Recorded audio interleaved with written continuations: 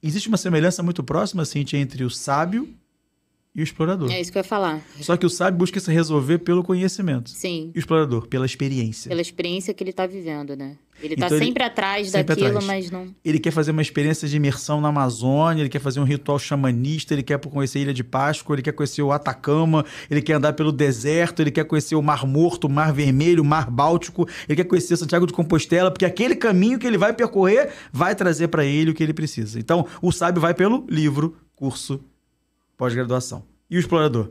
Pela vivência. Ambos vão para caminhos diferentes. Só que o sábio mais no ambiente fechado, biblioteca, universidade, a sala de aula, e o explorador do mundo.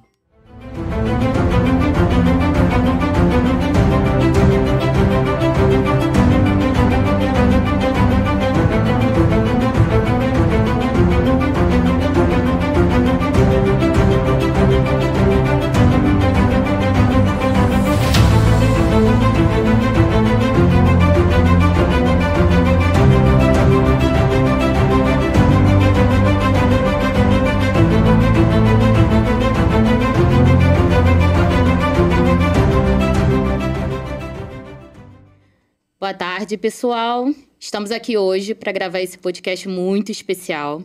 Meu nome é Cíntia Elizabeth, eu sou CEO e fundadora da Singular e faço um trabalho incrível com o nosso entrevistado de hoje. O Fábio, ele é palestrante, ele é analista comportamental, ele é treinador de desenvolvimento pessoal e profissional e, como todo mundo que já faz treinamento com ele sabe, é pai do Noah e esposa da Bia, que fazem muita parte desse trabalho que ele faz com a gente, né?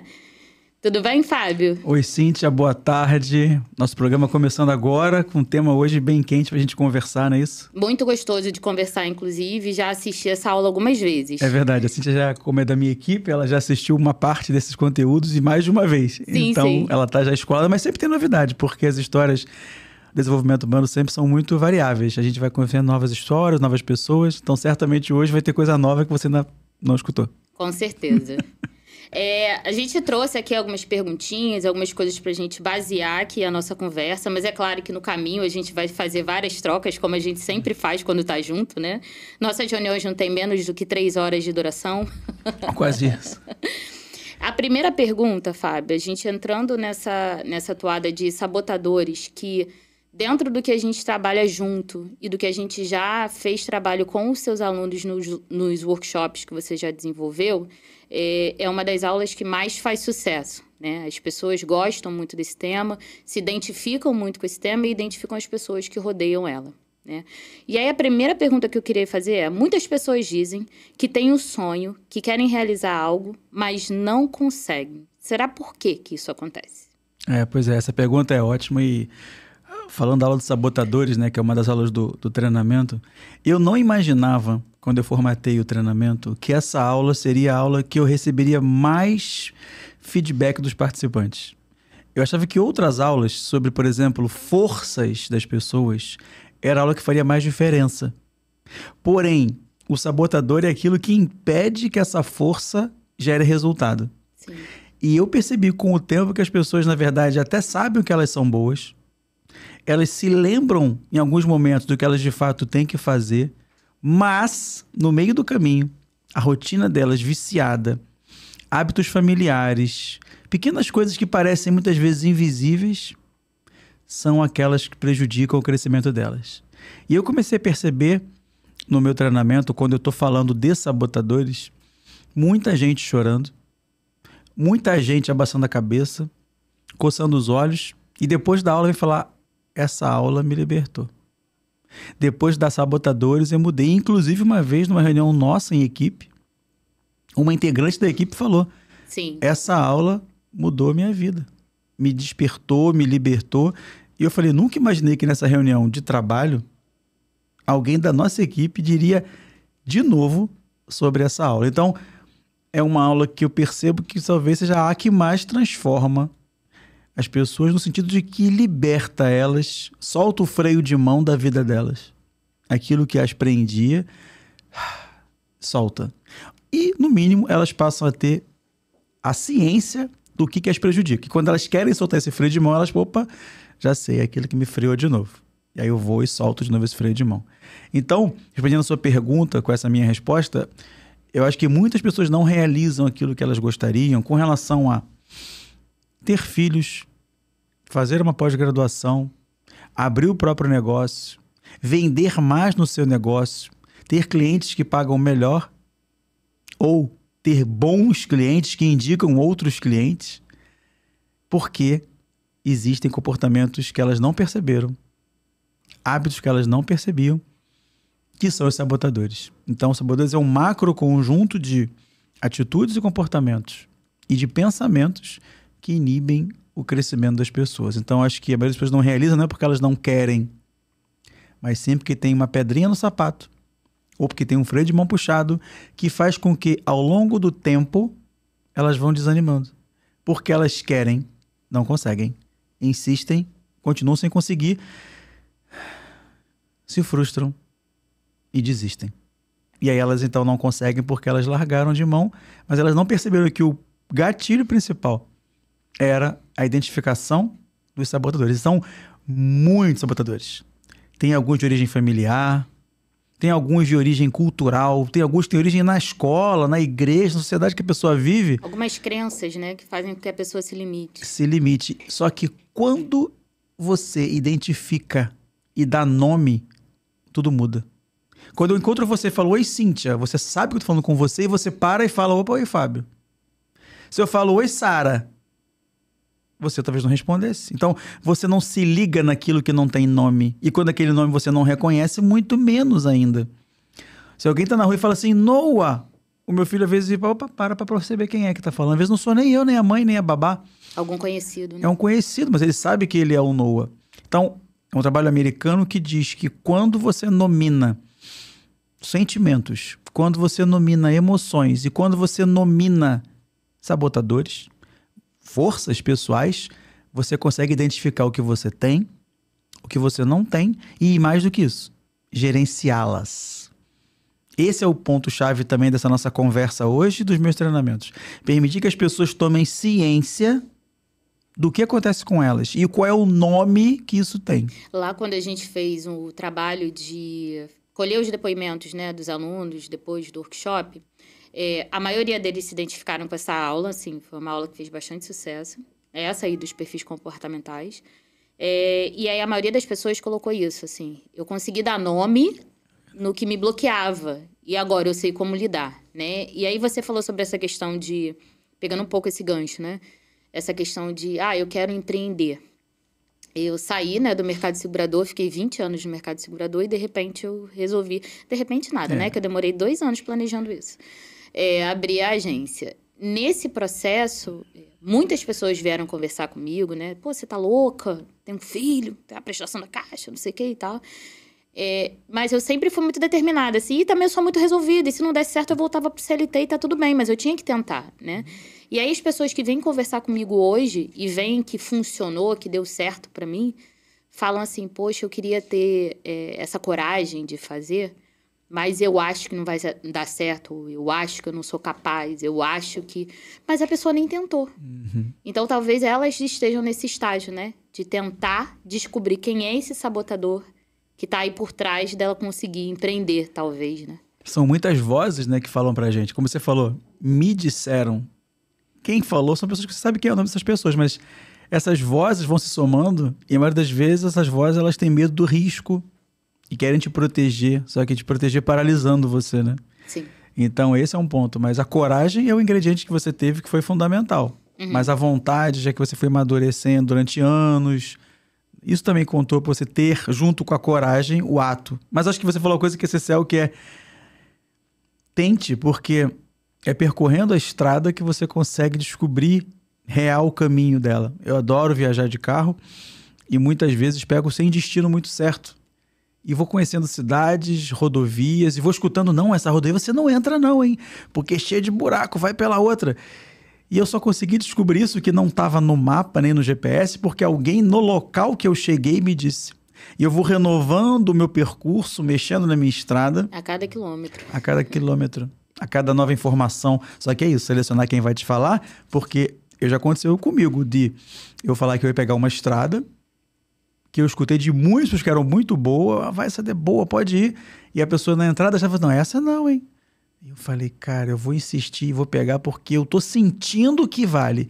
E foi maravilhosa, segura, linda, com vários, né, trechos, com matas maravilhosas, pôr do sol maravilhoso. Eu poderia não ter pego porque uma pessoa. Então também é isso, né? A quem que eu vou dar voz? A gente também tem essa questão de tentativa e erro mesmo.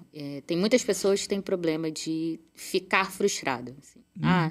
Vai dar errado, eu vou ficar muito frustrado e eu não posso ficar frustrado. Pode, gente. Vai lá, faz.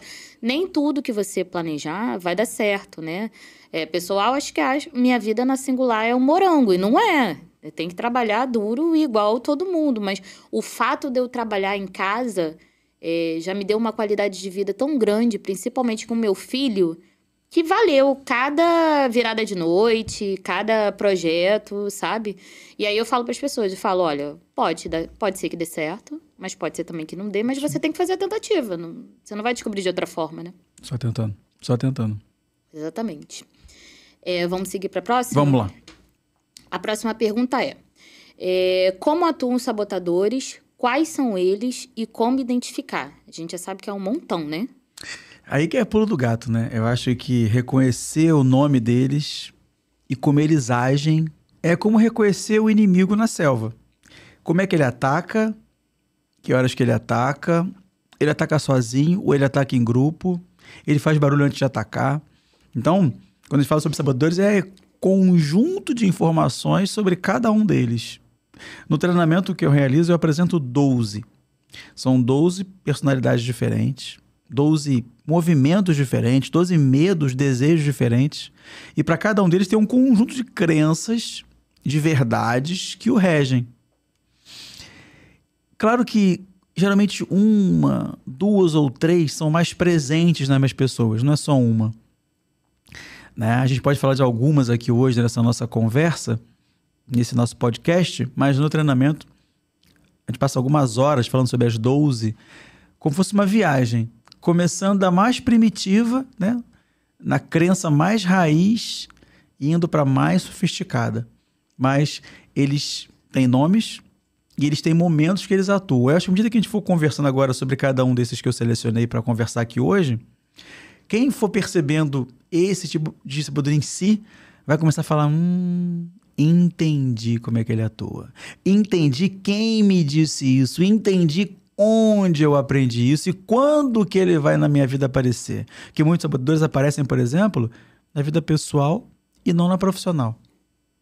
Outros aparecem no aspecto profissional e não pessoal. Outros aparecem na vida familiar ou relacionamento amoroso. Então a questão é, quando eu identifico quais são e quando eles aparecem, em que área da minha vida eu tô sabendo com o que eu tô jogando, com quem que eu tô lidando.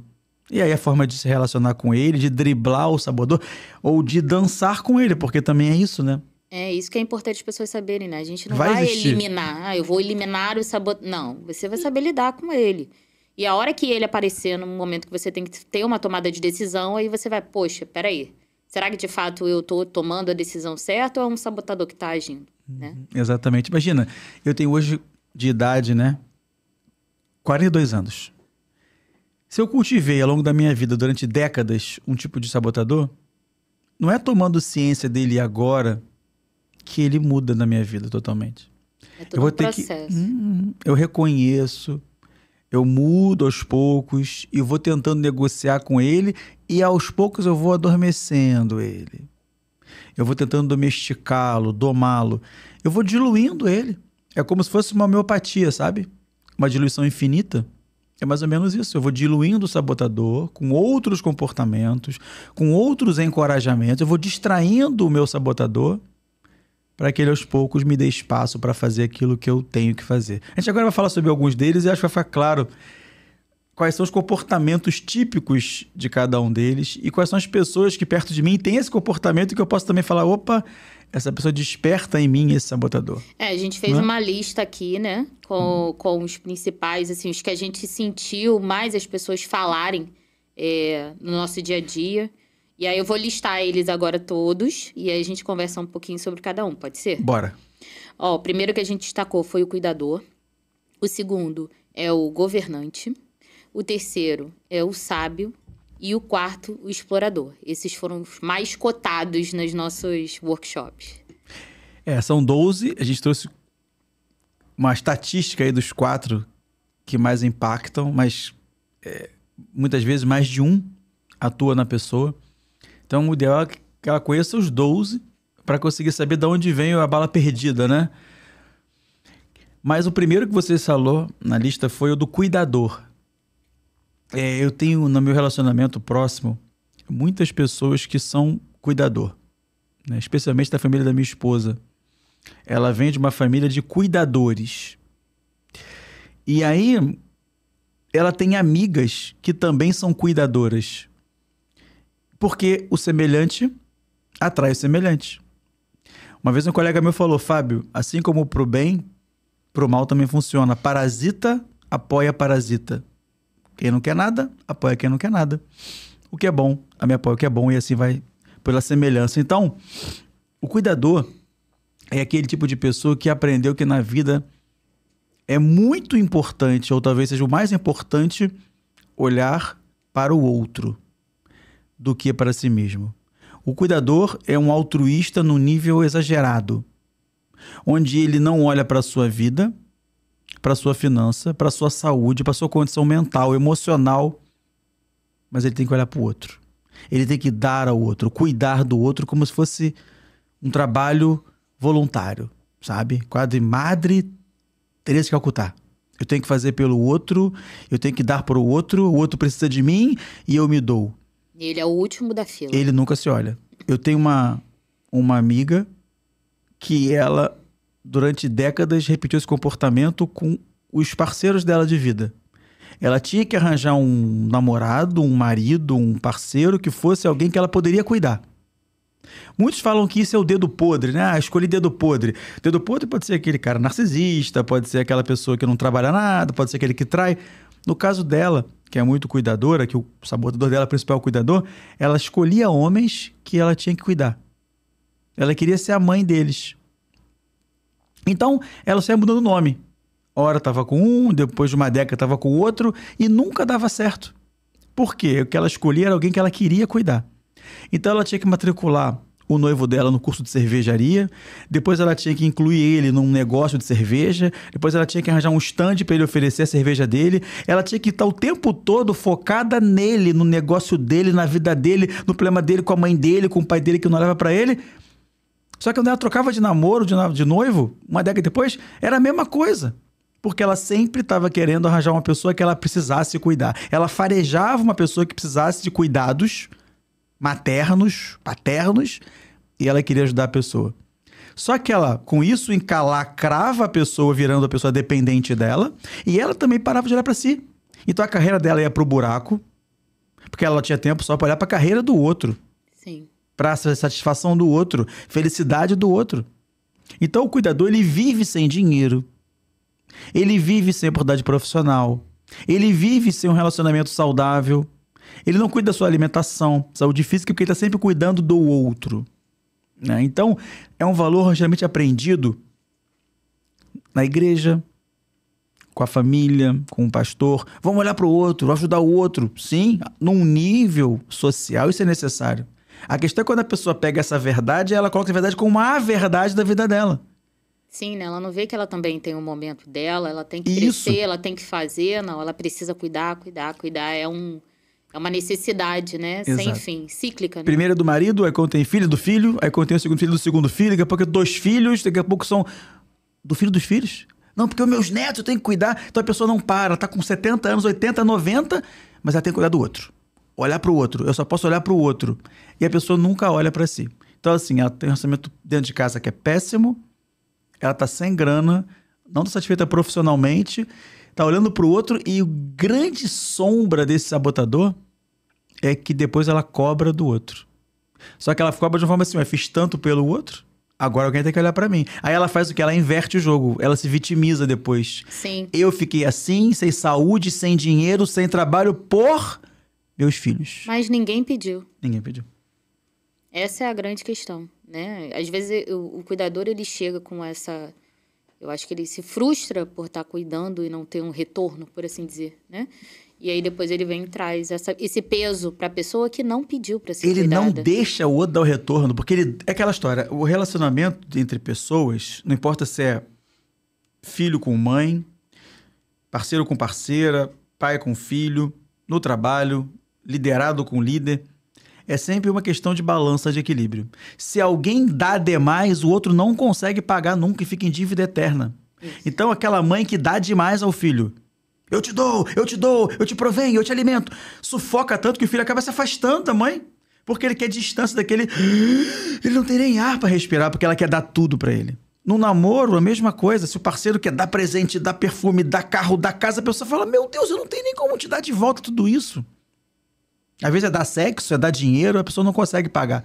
Então, o cuidador é aquele que é um dador. Ele é um doador. Ele quer dar ao outro, mas é um pouco de soberba, porque ele só quer dar, não quer receber. Se o outro vier receber, não, imagina, não preciso, não, por favor, coma você, eu vou comer só um pedacinho aqui de azeitona dessa torta imensa de bacalhau, porque eu fiz pra você. Aí ela faz aquela cara de pessoa que tá com fome, que tá mal alimentada, o outro tem pena. O cuidador, ele quer no fundo, ser olhado com aquela pena. Ele quer que as pessoas vejam ele como ele vê os outros. Né? Exatamente, um pobre coitado. E às vezes a pessoa nem é. Ele que é excessivo. Ele é excessivo. Essa amiga que fez um treinamento comigo, quando eu abordei no treinamento esse sabotador, ela ficou sem graça, começou a coçar a cabeça, porque ela tinha saído de um relacionamento de uma década e estava entrando em outro relacionamento. E ela percebeu que ela estava de novo agenciando esse outro namorado. O namorado estava desempregado. Então, assim, imagina que coisa boa, que substrato bom pra ela. Ele precisa de mim, eu vou poder ajudá-lo de novo. Eu serei eu se cuidar dele. Então, quando a pessoa toma ciência, peraí, eu não sou apenas eu se eu cuidar do outro, eu também posso fazer outras coisas. Só que muitas vezes a mãe dessa pessoa, o padre, o pastor, quem seja, falou, você tem que olhar pro outro, cuida do outro, o outro é mais importante que... Então a pessoa foi ensinada a esse comportamento. Sim. Só que quando ela toma ciência disso, ela fala, pera. Não vou fazer. Eu tô querendo fazer pelo outro, mas eu não vou fazer. Porque se eu fizer, eu vou iniciar de novo o ciclo do cuidador. Alguns falam que no passado, o cuidador, ele era o curador. Porque ele não só cuidava, mas ele curava doenças. Não. Eu serei a solução para o seu problema amoroso, afetivo. A falta do seu pai, eu farei no lugar dele.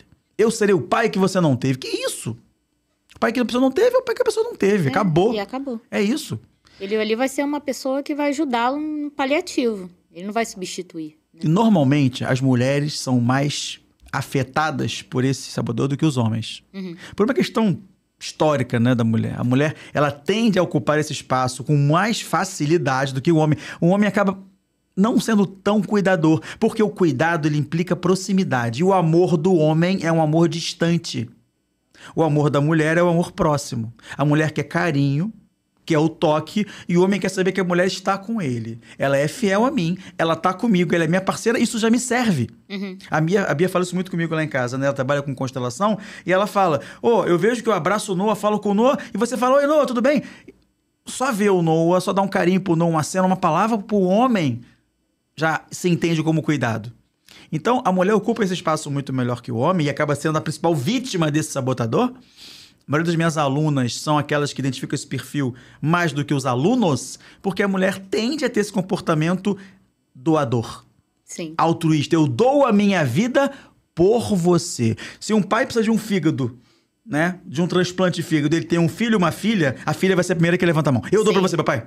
Eu dou pra você o meu rim. Eu dou pra você um pedaço do meu fígado, porque eu vou te cuidar. E a gente ainda tem essa questão biológica. Biológica. Né? Uma mulher pare. Sim, pare, amamenta. Então ela tá ali dá o com seio, a cria, né? Sim. tá juntinho, né? Então a mulher tem essa necessidade de estar perto, de tocar. É isso. E aí eu acho que acaba implicando nesse sabotador mais nas mulheres que nos homens. Predispõe. Então, mulheres que nos escutam aqui, se você percebe muito isso, você entenda, é natural você sentir isso. Mas não é bom pra você, né? Veneno de cobra é natural. Só que eu não quero ter contato com toxina botulínica é natural e eu não quero ter contato com. Então, nem tudo que é natural é bom, né? Cuidado com esse excesso de verdade. Então, se você, mulher, se percebe como dadora demais, cuidadora demais, Madre Teresa de Calcutá demais, Diminua. Você não será pior por conta disso. Talvez a sua avó, a sua bisavó tenha dito isso pra você, e a bisavó falou pra avó, que falou pra mãe, que falou pra filha, vai falar pra outra filha. Mas não equilibra a relação assim. Traz relacionamentos desequilibrados, traz funções fora do lugar, problemas financeiros, problemas profissionais e, acima de tudo, falta de olhar pra si mesmo. E a conta lá na frente vem. Eu conheço pessoas hoje que estão com 90 anos e que a vida inteira foram cuidadoras e hoje estão caquéticas, magras, mas magra de alma, não só de corpo, porque elas estão sugadas, porque elas deram a vida inteira pro outro e não querem receber nada. Nem um lanchinho, nem um dinheiro, nem um cinema, nem um passeio, nem uma roupa, nem um carinho. Elas são mendigas da própria vida, porque elas querem só dar ao outro. Eu tenho, aproveitando esse seu gancho desse de dar, né? Eu fui num evento, né, do Batom Vermelho. E aí a gente fez uma das palestrantes falou sobre, eu achei muito interessante, sobre recuperação do feminino. E aí a gente entra nessa questão que você falou agora, me deu um gatilho para esse trecho da palestra, porque na palestra ela falou o seguinte, as mulheres estão muito masculinizadas, né? E não masculinizadas no sentido de escolher outras mulheres como parceiras, não Entendi isso. o que você quer dizer. Mas as mulheres estão muito masculinizadas no sentido de quererem ser autossuficientes o tempo todo. É claro, né, que é tudo histórico, né? Veio toda uma história da mulher ali conquistando seu espaço e tudo mais. Só que tudo ficou um pouco exagerado. Então a gente hoje tem, eu tenho no meu círculo de amigas mesmo. Não precisa abrir a porta para mim, não, que eu tenho mão. Não precisa puxar a cadeira para mim, não, que eu sei sentar. Não gosto de flores, me dá outra coisa, sabe? Então, as mulheres estão perdendo um pouco essa essência do feminino, né? E aí, eu brinco com elas que eu falo assim, eu nunca fui assim, gente. Eu divido a conta de boaça. Pode puxar a cadeira, adoro, abre a porta. Mas não deixo de ser uma pessoa independente, não deixo de fazer minhas coisas. Então, é uma questão de equilíbrio que as mulheres hoje estão perdendo um pouco, né? Nessa questão da feminilidade. Tá se brutalizando muito pela questão de querer ser cuidadora demais dos que estão em volta e se blindando demais do que é bom às vezes. Receber, né? Exatamente. Ela tem dificuldade em receber, só que a mulher precisa receber. Precisa. Né? É quando ela recebe o homem, por exemplo, que ela engravida e tem filho e gera vida. Sim. Então a mulher tem que receber. É uma questão anatômica, reprodutiva, mas também é uma questão de alma. Sim. Então o cuidador demais, ele só quer dar. Receber, ele não quer. Então, esse é o primeiro que a gente pode discutir aqui. Daria para falar, cara, 1 hora sobre muitas coisas. Esse aqui, exemplos de várias outras pessoas. Mas no treinamento a gente consegue falar isso com mais expansão. Mais expansão do que aqui. O próximo que a gente vai falar é sobre governantes. E aí, antes de você começar, eu posso dizer que eu sou uma pessoa que tinha esse sabotador. Tenho ainda, né? Ele tá aqui. Mas hoje ele tá um pouco mais dominado, por assim dizer. Eu sempre fui muito impositora. Quando eu achava que eu estava certo, tinha que ser aquilo e acabava não ouvindo as pessoas ao redor, né? E aí, no meu relacionamento atual, eu acho que eu aprendi a lidar um pouco melhor com isso, porque eu tenho hoje um parceirão e eu passei a ouvi-lo mais. E isso fez com que o meu governante, que tão feroz dentro de mim, pudesse dar uma acalmada. Então, assim, hoje eu penso 10 vezes antes de agir, escuto primeiro, pontuo o que eu acho e a gente chega num acordo. Você é dona de empresa. Né? Então, assim, o faca na caveira existe forte em você. E o governante é para isso. É para gerenciar carteira de cliente, é para gerenciar conta, é para gerenciar pessoas. Né? Você até me contou que está agora expandindo a sua equipe. Então, para ser do operacional, você precisa ter pessoas que façam o que você fazia, ou parte do que você fazia. Não poderia estar aqui se eu não expandisse a minha equipe. Não poderia estar aqui, né? Aliás, agradecer ao seu namorado que hoje, né? A mãe dele tá ficando com o Arthur. Tá sim. Pra gente gravar, então, obrigadão aí. A sogrona pra poder viabilizar isso. Mas é o excesso do governante que prejudica. Sim. Né? Então, o sabotador, numa dose conhecida, é bom. É como o açúcar, né? Numa bebida, como o sal na carne, né? Ele tempera. Eu já fui no Uruguai, por exemplo, e comi lá um churrasco e tava sem sal. Eu achei horrível. Aí eu falei, mas eu disse que a carne do Uruguai é tão boa. Mas aqui não pode botar sal porque é um programa do governo para controlar a hipertensão na população. Está tendo muito gasto no serviço de saúde aqui do Uruguai com antihipertensivo, que a farmácia popular também funciona lá, né? Sim. Então o governo banca medicamento para hipertensão e diabetes. Isso. Então, como controlar a hipertensão? Reduzindo o sal. Então você hoje vai lá em Punta del Este, lá num balneário maravilhoso, pede lá um bife ancho, pede lá um filé lá de filé mignon, sem sal. Aí você pede o saleiro, ele fala assim, não posso te dar porque não tem. A política pública proibiu, você tem que levar do sachê de casa, pega a sua bolsinha lá, pega o sal aqui, tempera. Então assim, fica ruim a carne sem sal, porque o sal ele tempera. Então, o sabotador ele fica ruim quando você bota sal demais, açúcar demais, tempero demais, sazon demais, sabe?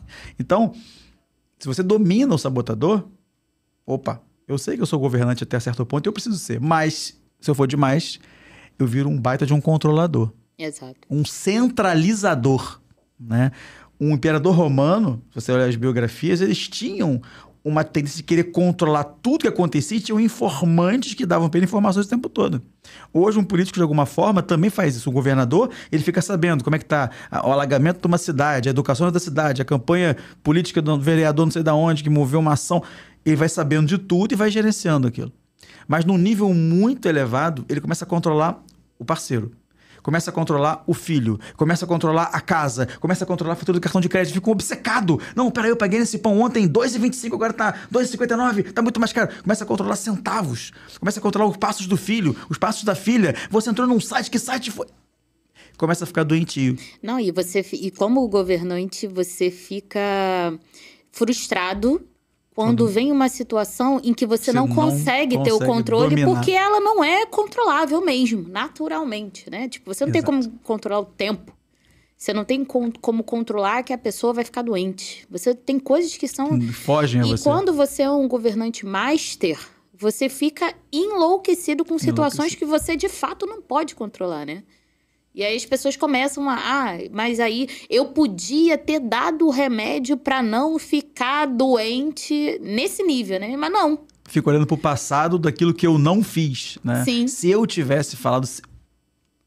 Não dá pra você controlar todas as coisas. Tem uma história que eu sempre me lembro muito forte de uma participante de um treinamento que eu fiz recentemente, a Luciana. Ela é coordenadora de um laboratório no centro do Rio. Cargo importante, ela também faz palestras para essa empresa, para poder vender os serviços e compartilhar em empresas aquilo que a empresa dela faz. Faz treinamento sob medida para as empresas que contratam. Ela é pós-graduada, tem, enfim, bom nível de instrução. E quando chegou nessa parte do meu treinamento, desse sabotador, ela falou, me identifiquei. Mas eu me identifiquei não só no trabalho, mas também na minha vida familiar. Ela falou, eu sou adotada e eu quero fazer de tudo para poder cuidar da minha mãe. O mix entre cuidador e governante. Então eu controlo tudo que ela toma de remédio, que ela faz, se ela vai pra rua porque ela depende de mim, não pode sair, não pode se machucar, não pode... Eu faço isso sozinha. De segunda a segunda, inclusive final de semana, não tenho tempo nenhum para mim, porque essa é a principal queixa do governante. Não tenho tempo para mim, porque eu tenho que controlar tudo o tempo todo. Eu controlo a minha empresa, eu controlo a minha família, eu controlo tudo, eu não tenho tempo para descansar. Eu sou que no fundo, como é que ela extravasa? Aquele charuto que ela fuma de madrugada na cobertura que ela mora. Quando ela tem aquele tempo livre de merda, aquela 1 hora, ali eu extravaso. Então é a pessoa que tá muitas vezes hipertensa, fuma pra caceta, tá obesa, tá passando mal fisicamente, tá padecendo, mas não tem tempo pra nada, porque ela tem que fazer crescer a empresa, a família, os negócios, os filhos. E essa Luciana, ela falou que quando se tocou, que ela estava governando a mãe, ela falou, eu tenho uma irmã que mora em Minas. Mas eu posso falar com ela para pelo menos uma vez ao mês ela vir para o Rio olhar a mamãe. Ela me abraçou chorando e falou, vou fazer isso.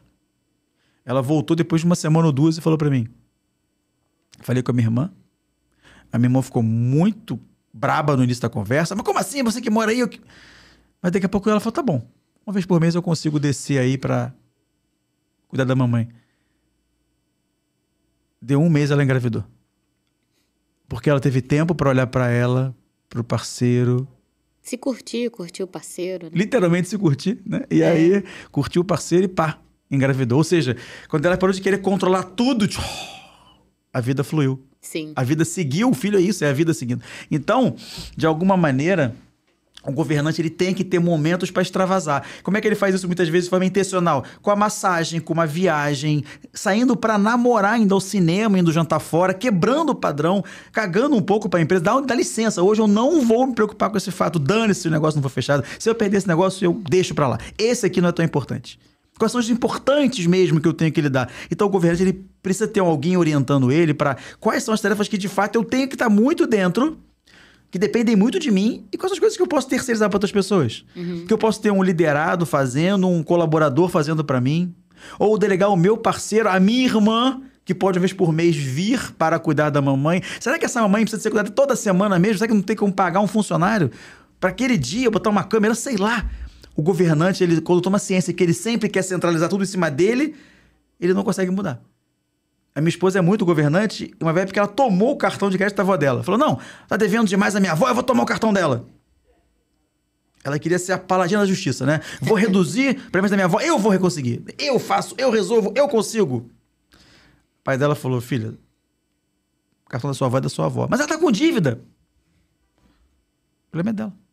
Deixa ela se endividar, mas você não tem que inverter, pegar da avó o cartão de crédito porque ela tá devendo. Sim. Então, o governo ele tende não só a centralizar, como trazer para ele atribuições. Então, ele quer revisar o post, ele quer falar com o cliente, ele quer vender o cliente, ele quer gravar tudo. Tudo ao mesmo tempo.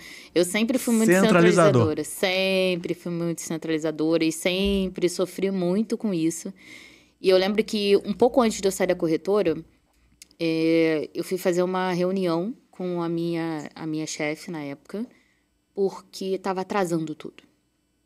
De repente eu dava conta de tudo e de repente parei de dar, porque entrou mais cliente, entrou mais demanda, entrou mais tudo. E a gente sentou e ela falou assim, Cintia, o que está acontecendo? Você sempre foi tão organizada, sempre estava tudo ok e de repente os clientes estão ligando que está dando errado, não sei o que e tal.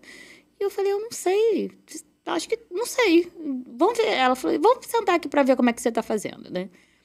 E aí, o que eu era? Eu era um grande funil de coisas. Tipo, vinha tudo... Eu centralizava tudo aqui e depois eu dividia pra equipe. Mas chegou um momento que entrou tanta coisa no funil... Engarrafou o trânsito. Que entupiu o funil. E o pedágio, né? Pum, parou. Parou. E ela falou assim, mas por que ao invés de quando chegar, você pegar pra mandar pra pessoa, não mandar direto pra ela? E aí, se ela tiver alguma dúvida, ela te pergunta.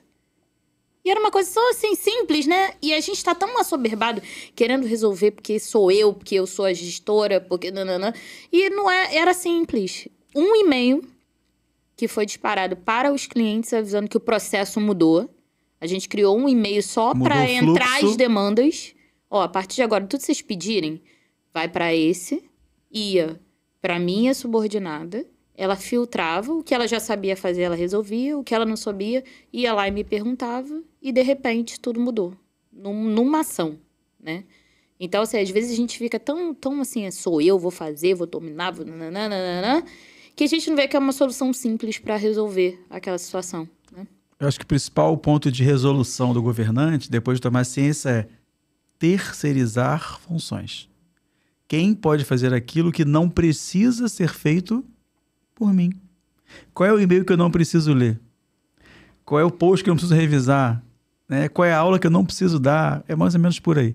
O governante ele precisa diminuir a incumbência que ele joga sobre si. Mas são pessoas geralmente muito fortes fisicamente, muito atléticos, muito energéticos, porque eles querem, com esse corpo forte, assumir um monte de coisa. Acabam ficando com dor no pescoço, dor na nuca, dor no ombro, dor nas costas. São pessoas que carregam a mochila muito pesada. Sim. Por quê? Porque tem uma arrogância dentro delas de alguma forma ainda que atua. Eu consigo, eu dou conta, eu resolvo, eu.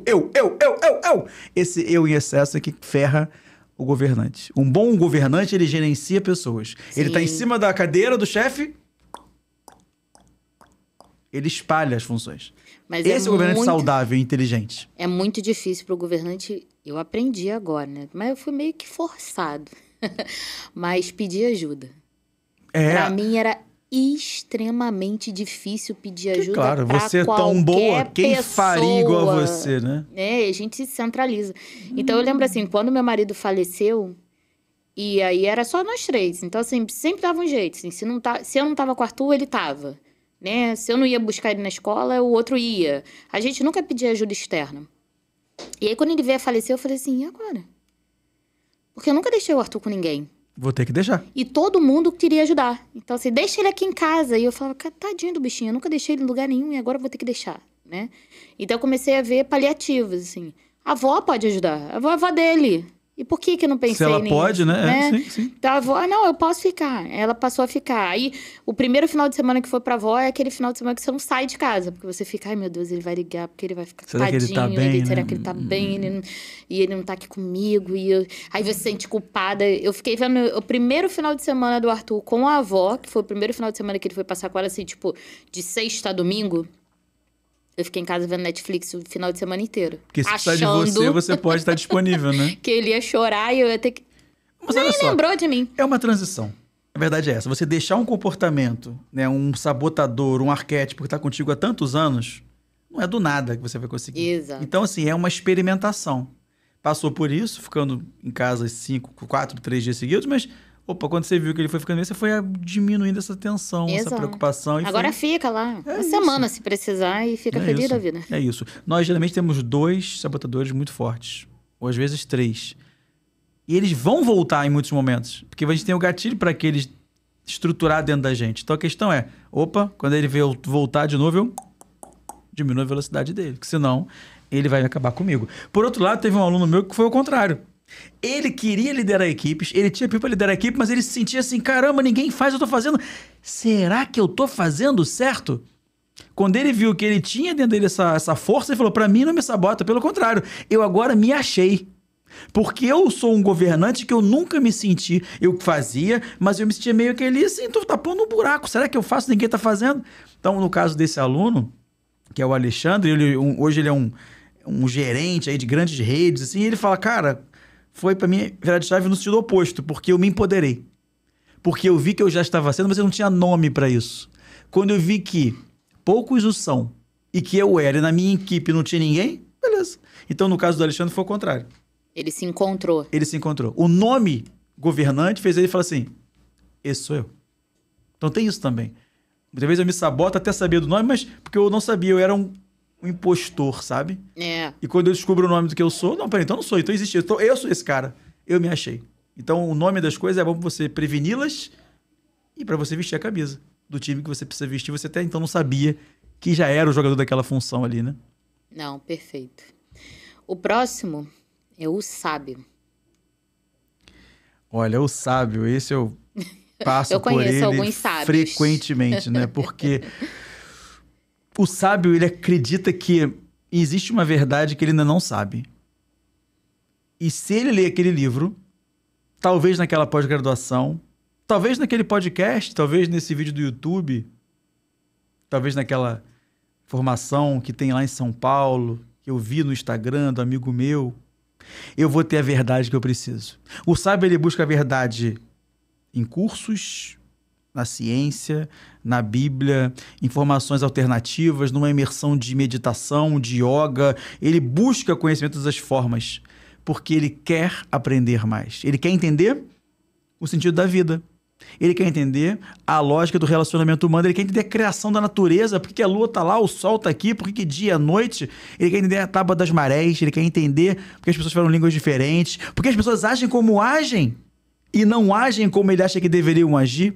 O sábio, ele quer entender a inteligência que há por trás do mundo. Por que o sábio pode virar um sabotador? Porque o sabotador prejudica o sábio. Quando a pessoa acha que ela não tem capacidade de fazer nada enquanto não chega nessa verdade. Eu tenho alguns colegas que fizeram comigo mestrado, doutorado, por isso que eu me considero um candidato sempre muito forte a me sabotar com o sábio, porque se eu percorri tantos níveis de ensino, né, é um nível de ensino que poucos têm no Brasil, né, doutorado, eu percebi que muitos colegas meus que têm doutorado hoje querem, mas não fazem ou não lançam um curso próprio. Não fazem aquilo que querem fazer porque, não, eu não estou bom o suficiente ainda.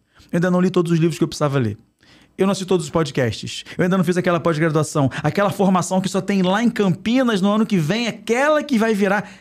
Então eu não faço. Eu conheço vários sábios que estão paralisados ainda nos bastidores. Só consumindo livro, só consumindo curso, só consumindo vídeo e se tornando secretos da própria vida e do mundo porque acham que ainda não sabem o que tem que saber. Então, o sábio, ele é um sabedor que prejudica especialmente pessoas que têm nível de conhecimento elevado. Quanto mais uma pessoa busca o conhecimento, mais ela é uma candidata a ser sabotada pelo sábio. E, consequentemente, com isso, ter medo do que vai falar e ter medo do que vão achar dela. A chamada síndrome do impostor é aquela que mais captura, dentro da armadilha do conhecimento, o sábio. Não, eu não posso ser professor de yoga porque eu ainda não sei tudo sobre yoga. Eu não posso falar sobre comportamento porque eu não posso. E como professor que sou, eu naturalmente atraio para mim, como alunos dos meus cursos, muitos que são pessoas que querem ir para a internet lançar seu consultório, o seu curso, e não conseguiram ainda. E quando elas falam, putz, eu acabei de descobrir por quê. Porque eu sou sabotada pelo sábio. Eu tenho que entender que o que eu já sei já pode ser suficiente e que só testando eu vou conseguir medir. Só me colocando no campo e saindo do design da coisa é que eu vou ver o quanto eu sei, o quanto eu não sei e o quanto eu sou útil para as pessoas que não sabem nem 1/10 daquilo que eu sei. Isso daí assim, foi um dos sabotadores. Tô descobrindo agora, inclusive. Que foi um dos sabotadores que me impediu de eu, talvez, abrir a agência antes. Porque eu pensava isso daí. Eu tinha que ter o curso do não sei o quê, do marketing digital lá de não sei aonde. Que aquela formação... aquela formação sim. Era que ia me trazer o conhecimento para ajudar as pessoas na rede social. Ponto. E aí eu ficava me sabotando nesse sentido. E aí eu fiquei postergando ainda um tempão. Até eu entender que o que eu já sabia ajudaria muita gente. Então, assim, fiz o MBA? Fiz, né? O que eu tinha que fazer. Fiz o MBA de comunicação, fiz o MBA de marketing digital, fiz tudo que tinha que fazer. Porque, assim, na minha cabeça, eu precisava alguma coisa para atestar para as pessoas que eu... O diploma, ele é uma identidade. Exato. O diploma, ele traz uma identidade. Uma vez a minha esposa fez parte de uma comissão internacional. Ela é professora da UFRJ e ela fez parte de uma comissão da Nova Zelândia. Só que foi aqui no Brasil. O encontro foi na Barra da Tijuca. E quando acabou, o grupo que estava com ela, e inclusive ela, falou assim, cadê o certificado de participação dessas horas desse encontro, né, internacional? Aí o pessoal da Nova Zelândia falou, mas... não tem certificado. Por que vocês querem isso? Para botar no currículo, para dizer que a gente fez essa... né? Ela falou assim, mas se vocês disserem, não serve? Então, o Brasil tem essa cultura que a validação e o papel serve muito bem para isso, ou o PDF hoje em dia, é que atesta que você de fato sabe ou fez aquilo. Sim. Não basta o pressuposto, ok, eu já faço, ok. Não. Você tem que ter um papel que chancele. Nos meus treinamentos, eu ainda ofereço certificado. Ainda. Eu estou quase cortando isso. Porque muita gente no final quer o certificado para se sentir...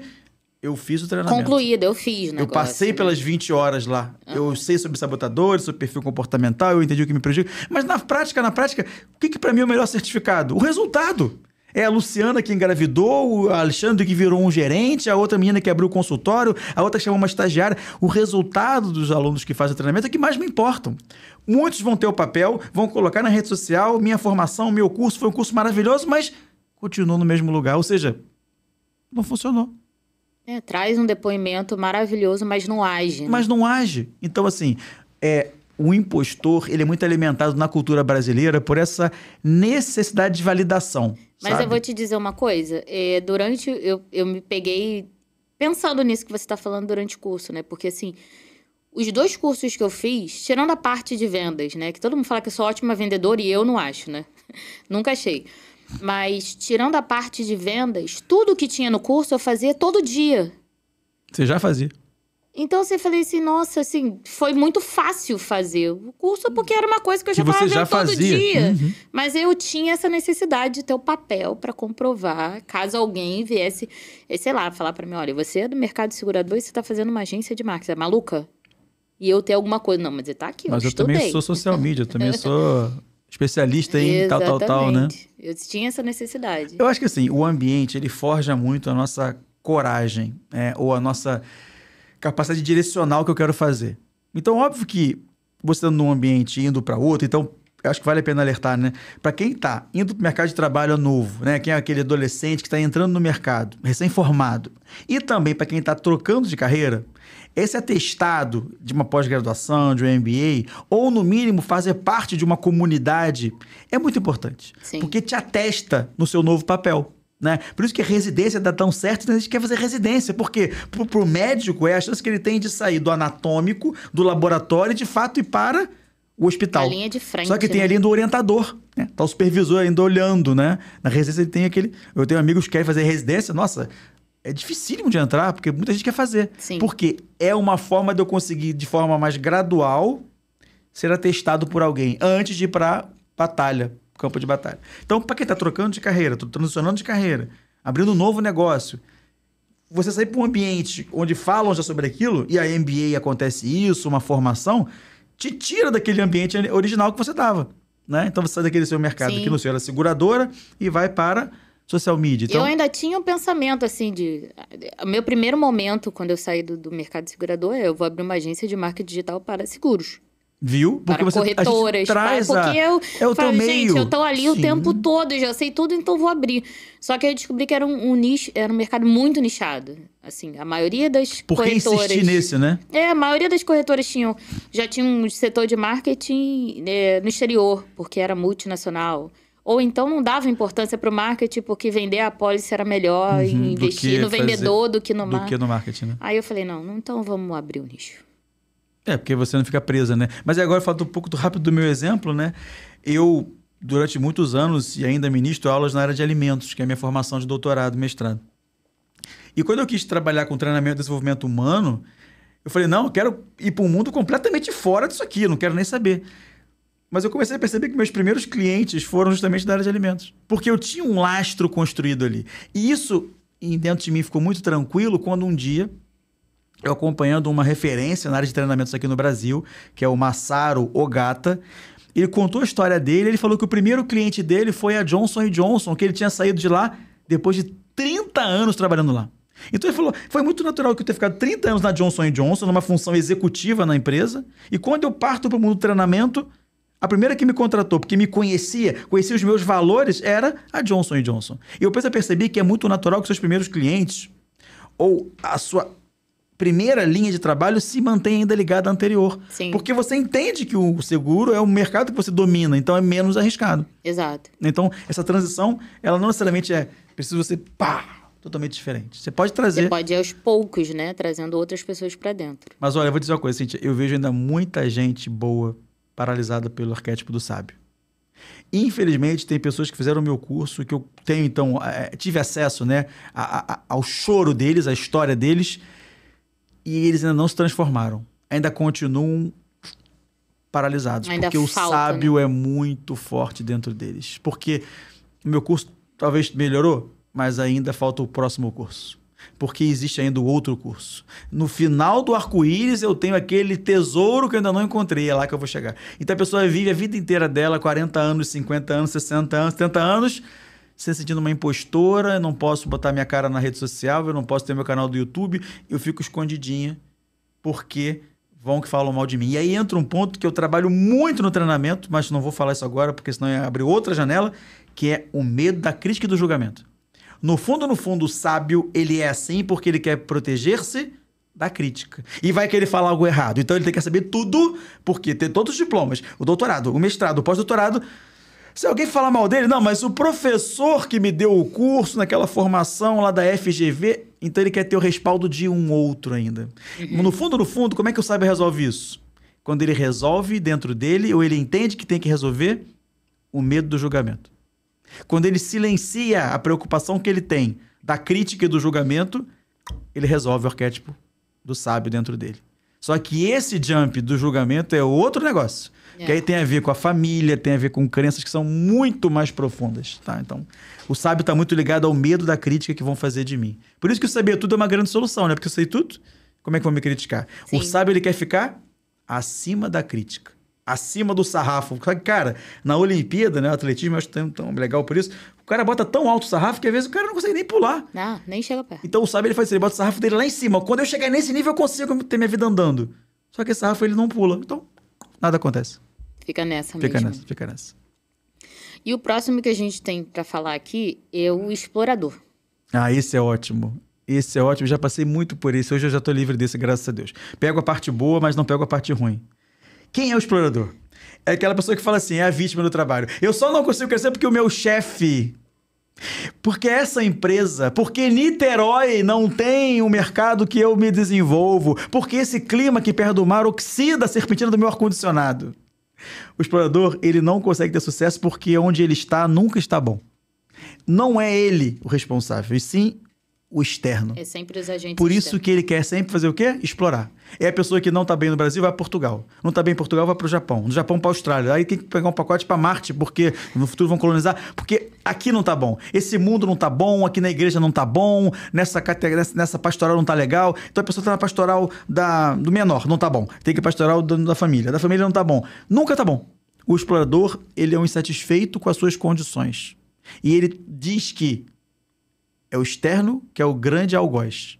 Nunca tem a ver com ele. Então, ele não cresceu porque o pai não reconheceu. Ele não cresceu porque a escola não foi boa. Ele não cresceu porque Niterói não tem um mercado bom para ele. Ele não cresceu porque no Brasil a cultura não é suficiente para o nível que ele tem. Ele não foi para a Europa bem porque na Europa o pessoal é muito fechado. Ele não foi bem no Japão porque no Japão o pessoal é muito sisudo. Porque o explorador, ele é um inquieto que vive o tempo todo mudando de parceiro, de cidade, de trabalho, de mercado de trabalho. Então ele trabalha um tempo com viagem. Eu conheço pessoas que são assim. Trabalham com buffet infantil, trabalham com seguros, trabalham com festa, trabalham como Uber. Cara, tem 5 funções diferentes. 3 faculdades, porque estão buscando ainda. O explorador, ele é um buscador. Ele está em busca de responder questões, na verdade, sobre ele mesmo. Só que ele está ainda culpando o mundo para isso. Então ele está buscando encontrar no mundo a sua verdade. Ele está buscando encontrar a sua tribo. Quando eu falei agora há pouco que eu adoro viajar em estrada, quem está falando comigo isso? É o meu explorador. O que eu fazia na época que eu comecei a viajar sozinho? Eu buscava encontrar o paraíso que eu até então não conhecia. Então, no Rio não estava bom, mas em Santa Catarina, aí eu chegava lá, cara, mesma merda que o Rio de Janeiro. Tem asfalto, tem carro, tem flanelinha. Tem gente igual aqui, o céu é azul também e tal. Então, assim, claro, tem lugares que são melhores que outros. Sim. A gente sabe disso. Tem lugares que a gente fala, puta, aqui é o meu espaço. É. Mas o explorador, ele tem que dosar isso, porque senão ele fica um insatisfeito. Eu tenho uma amiga minha que ela é nutricionista, então ela atende, ela faz reiki, teta healing, e ela agora também tem curso de bambolê. Ela mora hoje em Portugal, mas já morou no Rio de Janeiro. Então, assim, ela tá sempre explorando mais. Bem Né? Ela é muito. Assim, no fundo, a resposta para saber se ela tá bem ou não é ela que vai dar. Mas o explorador, ele nunca tá satisfeito, ele vai ter mudando. Então, assim, ele não consegue, muitas vezes, edificar uma coisa linear. Porque ele sempre está plantando semente em vários lados. Então, assim, ele não para em nenhuma área de trabalho, ele não para em nenhuma empresa, não para com nenhum parceiro. Então, hoje ele é hétero, amanhã ele é homo, hoje ele gosta de loura, amanhã ele gosta de morena, hoje ele quer ter filho, amanhã ele quer ter filho solteiro. Ele sempre está mudando a sua própria verdade, né? Ele está ainda em busca de si mesmo. Então, quando hoje alguém me fala, nossa, eu adoro viajar, e a pessoa nunca está parando quieta, eu falo, explorador, exploradora. E muitas vezes isso diz para mim que a pessoa ainda está num processo de inquietude muito grande. Então, óbvio que viajar é muito interessante, mas de forma assim, ok, viajei, descansei, voltei, trabalhei, equilibrado, né? Sim. Mas quando a viagem é uma... Eu sempre estou viajando, porque eu sempre estou em busca desse mundo ideal que eu ainda não encontrei. Então, o explorador, ele tem uma incongruência entre o mundo que ele vive e o mundo que ele acha que ele pode viver. Até certo ponto, isso é positivo, porque me mostra novos caminhos. Então, sim, o mundo estático também não é o ideal. Mas quando eu não consigo me estabilizar com nada, nenhum parceiro serve. Nenhum bairro tá bom. Eu moro em casa, moro em vila, moro em condomínio, moro em apartamento, moro na serra, moro na praia. Nada me satisfaz. Nenhum restaurante tá bom. Aparece também muito isso. Eu conheço muito explorador que é de gastronomia. Ah, comida uruguaia, comida árabe, comida italiana. A pessoa tá sempre buscando um tour dos restaurantes. Também é muito explorador. Então, hoje, É possível que a pessoa se perceba exploradora em muitas situações cotidianas. Só que essas pequenas informações do dia a dia podem mostrar por que o meu mundo hoje lá fora não está satisfatório. Porque eu estou sempre em busca de comidas diferentes, lugares diferentes, pessoas diferentes. Mas muitas vezes isso é uma busca que eu utopicamente estou criando dentro de mim um mundo. Eu vou encontrar esse paraíso que eu ainda não encontrei. Esse mundo perfeito, né? Que a pessoa não consegue identificar. Existe uma semelhança muito próxima, Cíntia, entre o sábio e o explorador. É isso que eu ia falar. Só que o sábio busca se resolver pelo conhecimento. Sim. E o explorador, pela experiência. Pela experiência que ele está vivendo, né? Ele está Então, sempre atrás sempre daquilo, atrás. mas não... Ele quer fazer uma experiência de imersão na Amazônia, ele quer fazer um ritual xamanista, ele quer conhecer a Ilha de Páscoa, ele quer conhecer o Atacama, ele quer andar pelo deserto, ele quer conhecer o Mar Morto, o Mar Vermelho, o Mar Báltico, ele quer conhecer Santiago de Compostela, porque aquele caminho que ele vai percorrer vai trazer para ele o que ele precisa. Então, o sábio vai pelo livro, curso, pós-graduação. E o explorador? Pela vivência. Ambos vão para caminhos diferentes. Só que o sábio mais no ambiente fechado, biblioteca, universidade, a sala de aula, e o explorador do mundo. É percorrendo caminhos que ele vai encontrar o que ele busca. Mas os dois querem encontrar a verdade. O sábio pelo conhecimento do livro, da verdade escrita. E o explorador pela experiência. Então, ambos indicam uma inquietude muito grande. E ambos, se você sabe que você tem dentro de você muito forte, você pode conseguir tentar negociar com ele. Peraí, será que eu não estou viajando demais e fugindo da minha vida atual? Por que a minha empresa não cresce? Porque eu sempre estou viajando, sempre estou querendo sair fora? Por que eu não consigo fazer o meu negócio crescer? Porque eu não dou tempo para ele crescer. Porque hoje eu quero pular para outro nicho, outro mercado, outro meio. Então hoje eu trabalho com carro, eu trabalho com seguro, daqui a pouco eu trabalho com podcast, daqui a pouco eu sou social media, daqui a pouco eu trabalho com futebol. Eu conheço pessoas que você vai ver a bio do Instagram delas, fala, nossa, o que a pessoa faz? Porque tem várias coisas, sou designer, sou cristão, sou não sei o quê. Nossa, quanta coisa junta, mas qual é de fato? É igual aquele meme, né? Sou atriz, cantora, modelo. Muito isso. O explorador ele tem muito isso. Na busca de se encontrar, então, onde que ele sabota? Quando a pessoa não entende que a autoridade, o crescimento, o sucesso vem com a repetição de uma mesma coisa várias vezes. Né? É cliente após cliente na tua área que você vai se edificando como profissional. Sim. É treinamento após treinamento na minha área. Agora, se hoje eu faço treinamento de desenvolvimento humano, amanhã eu começo a ensinar como é que faz lasanha bolonhesa, daqui a pouco eu falo o curso sobre montagem de, sei lá, de computadores. Cara, eu sou a referência em quê? Eu me identifico como, de fato, profissional em que área? Então, o explorador, ele vacila e se perde quando ele não dá tempo que uma semente germine, porque ele já passou para outro terreno. Ele não para, ele pipoca cada hora num lugar diferente. Perfeito. Esse é o quarto que a gente pode aqui falar sobre ele. Pessoas que viajam muito, que não querem se pegar em relacionamento nenhum, que querem se manter sempre meio distante, porque se eu sou livre, eu consigo explorar o mundo. O explorador, ele se disfarça com a desculpa de ser livre. Não, eu gosto de ser livre. Eu não namoro ninguém, não tenho relacionamento sério, nada me prende, sabe? O filme dele é Prenda-me se for capaz, né? É o filme do explorador. Só que muitas vezes, para a gente se identificar, né, para se edificar, a gente tem que repetir várias e várias vezes uma mesma coisa, né? É plantando no mesmo solo várias, que você vai aperfeiçoando, vai treinando, Mas se eu mudo, eu começo uma graduação em odonto, pulo para administração, pulo para direito, astronomia, não acaba. Nunca termina nada que começa. Isso. Né? Esse é o explorador. Boa frase aí. Nunca termino aquilo que eu começo, porque eu tenho que explorar sempre uma coisa nova. Sim. Eu até falo muito com as pessoas que conversam comigo, falando assim, amiga, eu também queria empreender, não sei o que e tal, mas aí eu sei fazer. Aí dá, assim, 10 opções. Né? Eu sei fazer isso, sei fazer aquilo, sei fazer crochê, sei fazer chocolate, sei fazer... Né? Dá várias opções. Eu falei, mas qual que você é bom, assim, que você gosta, assim, que você faria de graça, assim? Nunca pensei nisso. Né? Então, quando alguém vem conversar comigo sobre empreendedorismo e quero abrir meu negócio, quero fazer, eu sempre faço essa pergunta. O que você faria de graça, assim, que você gosta muito de fazer, que você que pagariam pra você fazer? Aí a pessoa, é verdade, eu gosto mais de... Eu falei, então é isso aí que você tem que focar. Com sono, com sede, com fome? De qualquer maneira, sabe? E até pegando esse gancho, quando as pessoas vêm falar comigo lá na agência, falam assim, mas por que você contratou um designer, um gestor de tráfego? Porque eu gosto de fazer conteúdo, eu gosto de fazer pesquisa de conteúdo, gosto de fazer calendário, não gosto de fazer quadrado do Instagram. Não gosto de fazer uma campanha de tráfego. Então, a gente tem que focar naquilo que a gente é bom. Né? Eu gosto de escrever, então é isso que eu tenho que me focar. Por isso que agora a equipe está crescendo. Você falou sobre isso agora, foi bom você falar. Existe uma escada dos 12 sabotadores que tem a ver com o nível de aperfeiçoamento de cada pessoa, né? Na escala evolutiva e de aprendizado no mundo. Esse do explorador, que é a pessoa que ainda está com 10 opções, é simplesmente assim, o segundo degrau dos 12 níveis. Então, quando a pessoa está nessa fase ainda do gosto de 10 coisas, o que a gente pode entender enquanto mentor dessas pessoas, né? Cara, essa pessoa está no começo ainda. Tem escada para subir bastante ainda. Ela tem que tirar muita aresta ainda, porque ela está ainda no princípio.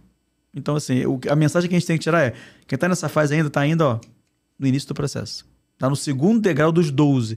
Para chegar lá nos últimos, que é o do sábio, do governante, tem muito chão ainda. Então, assim, ela está nas dúvidas mais principiantes ainda, sabe? Aí eu gosto de fazer culinária, posso fazer aula de violão, ukulele, guia turística, trabalhar com social. Então, ainda está no começo. Essa ainda não decidiu ali trainee, o que ela... Tá na trainee, essa está na estagiária. Então, beleza, é o tempo de cada um, vamos lá. Então, Fábio, fala pra gente agora. A gente falou aí sobre esses, a gente sabe que tem outros, né? Muitos. Seria legal você passar pra galera agora os tópicos e as sessões que você fala dentro do seu workshop, né? Que a gente sabe que é um workshop completo. Já teve 2 versões que eu participei. Isso.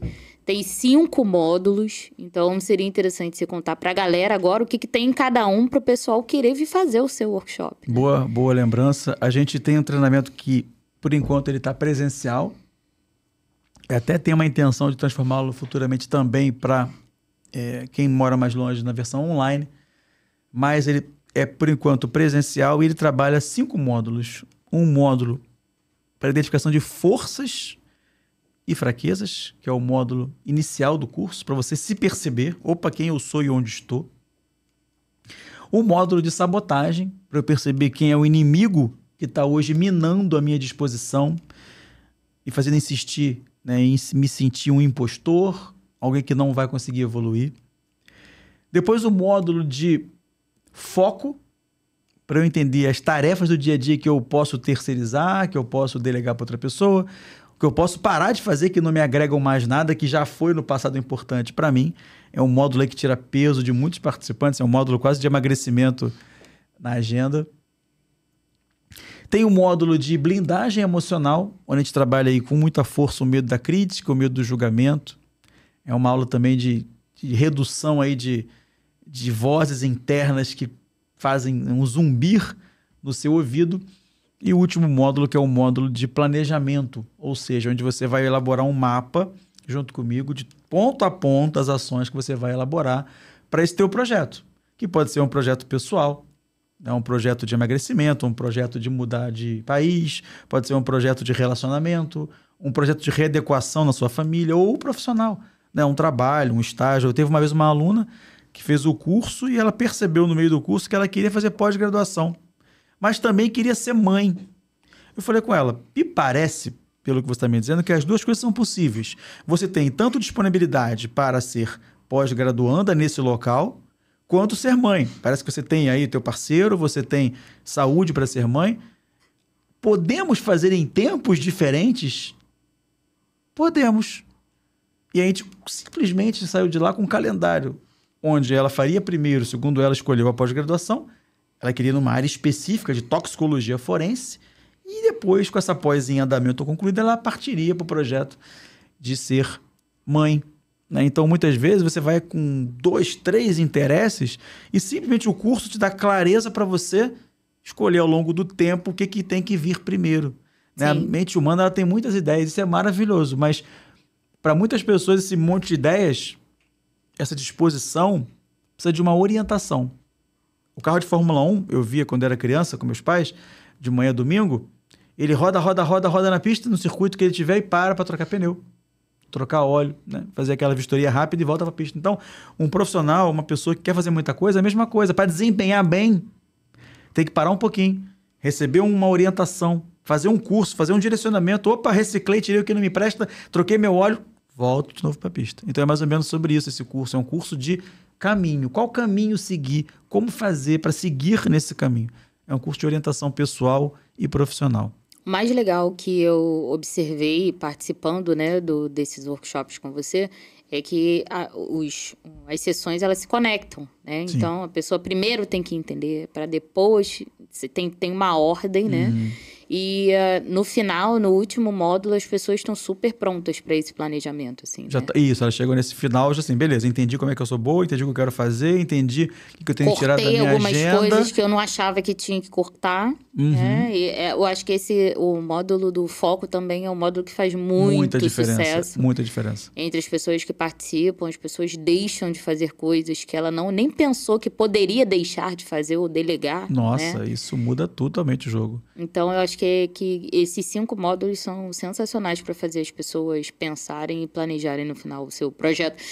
Acho que o 5º módulo é o TCC. Né, é o TCC, é a tua obra. É o TCC, tua obra. O que eu vou fazer agora, né? E aí no 5º a pessoa consegue identificar isso. Bem bacana. Uma vez uma aluna, me lembrei agora dela, participante, ela falou que quando começou o curso, nessa aula de tarefas de foco, ela falou que tinha 8 cursos pendentes para ela fazer, online.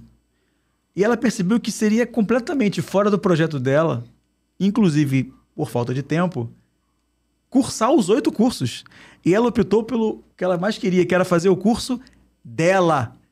Ela falou, vou lançar o meu curso. Eu vou parar de consumir os 8 que eu comprei na pandemia, que estão pela metade, eu vou agora fazer o meu.